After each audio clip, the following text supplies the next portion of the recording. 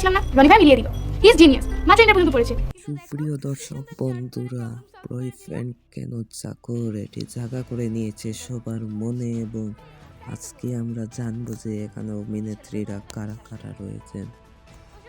তো এখানে শুরুতেই তিনজনকে দেখানো হয়েছে যারা চরিত্রে অভিনয় করছে।